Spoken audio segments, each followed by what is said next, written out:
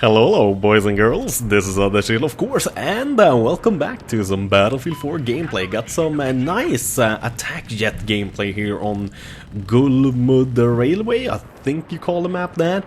I'm actually rolling with the bombs again, the JDAMs. I mean, I of course know they're super underpowered, but it's so much fun to use them, especially if you drop them real early and you can see the bombs actually pass you and hit the target whilst you're shooting it. It's just a fucking amazing feeling. I gotta say, I fucking love it. Simply, it feels nice. It is very, very, very fun.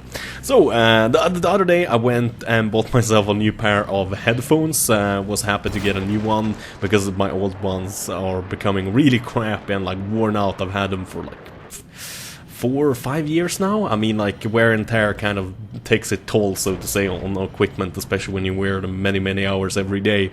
But Alina Systems, where I usually buy my stuff, was nice enough to actually give me a keyboard, and I ended up liking the keyboard better than the headset. I bought a new pair of SteelSeries headphones. I thought they looked like comfy and nice.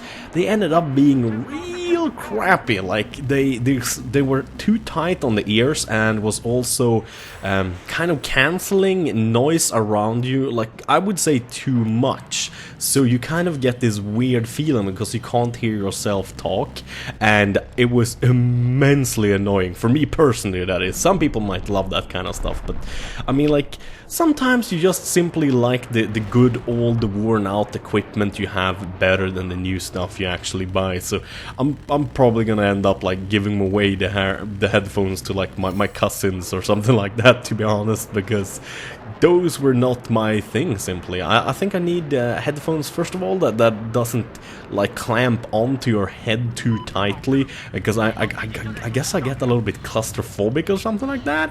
And then for the second, I definitely should not get pads like the ones that surround your ear that are made out of leather, because goddamn, that gets so goddamn damp and horrible after 6 hours in front of the PC. You need something that breathes if you're gonna be in front of the PC more than 2 hours. Those headphones probably are really nice if you just sit for like 1 hour and you have like screaming little sisters and brothers and stuff like that around you, or if you have screaming kids around you or screaming wife or husband.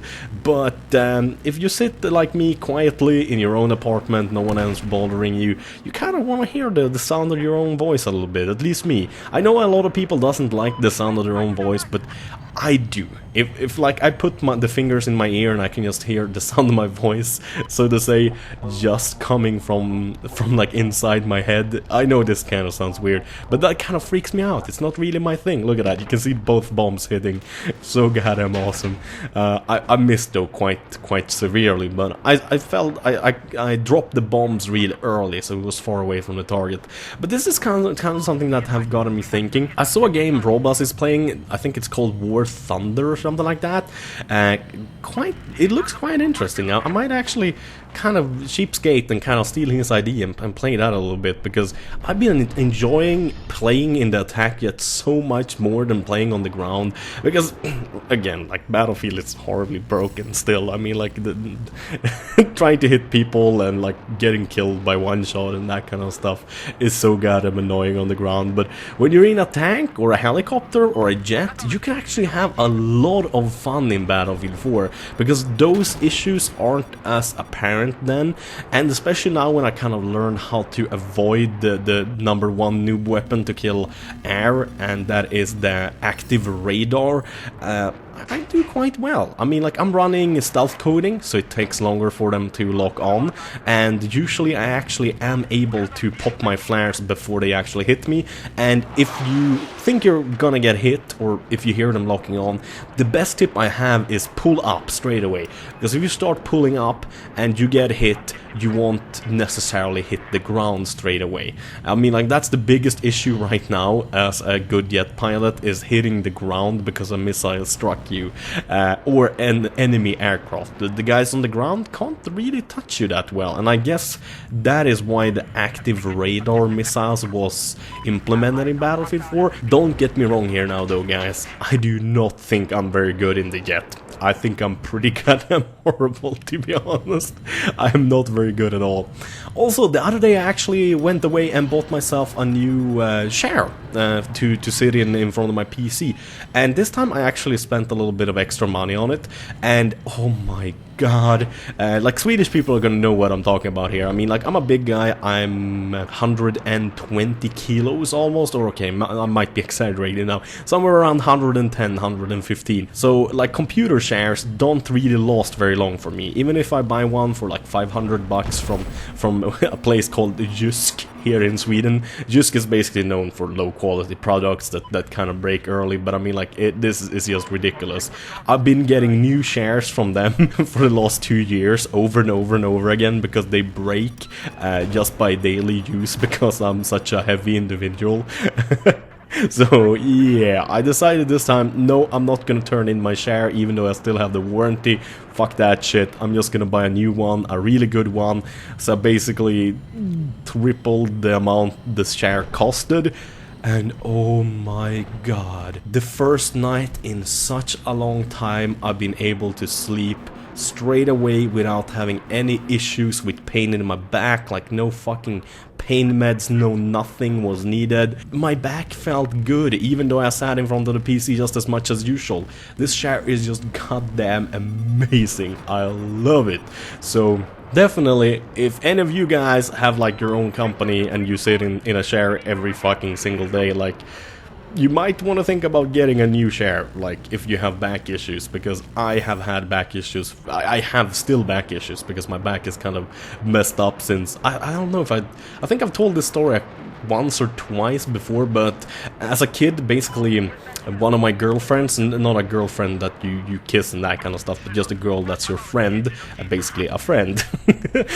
Amanda, actually, from school since I was a kid, we were kind of playing around, throwing snowballs and stuff, and we do something that's called snömula somebody. That kind of means that you hold somebody down and you stuff their face full of snow, basically. It sounds worse than it actually is, but I kind of did that to her, and she got a little bit pissed off, and she was gonna kick my ass, and like, she doesn't take any prisoners. I mean, she's always been a one tough broad, so to say.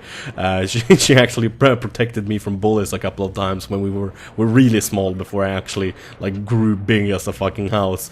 So she was chasing me, all like good fun. I ran into the school and I slipped down a pair of concrete stairs and hit the lower part of my back, and just like just crunch, and so we call it tappa luften. Basically, you kind of get you get the air knocked out of you. I think that's the correct way of putting it in English. And oh my god, I just fucking freaked out. That have never happened to me before.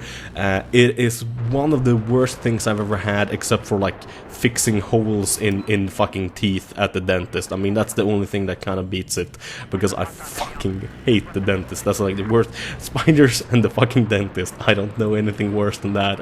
It's horrible. Luckily, I haven't had to fix a hole in my teeth for a couple of years, but they always want to like remove oh god, what's it? They call it like tandsten and pluck in Swedish. I guess plaque, or like basically like smaller over years, like small pieces of food like get stuck between your gum and your teeth and kind of harden, like slowly but surely, like going from just like microbes to more and more and more, so to say.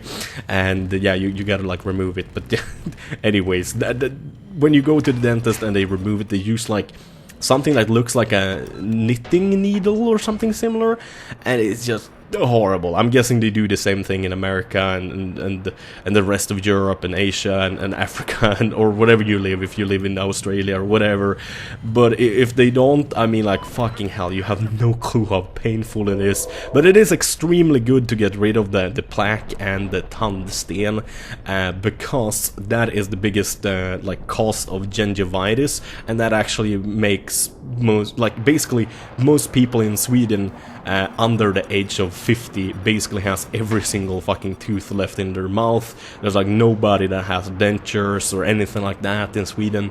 Everyone has their real teeth, and No offense, British people, but they look a lot better than yours. No, I know that's just a stereotype.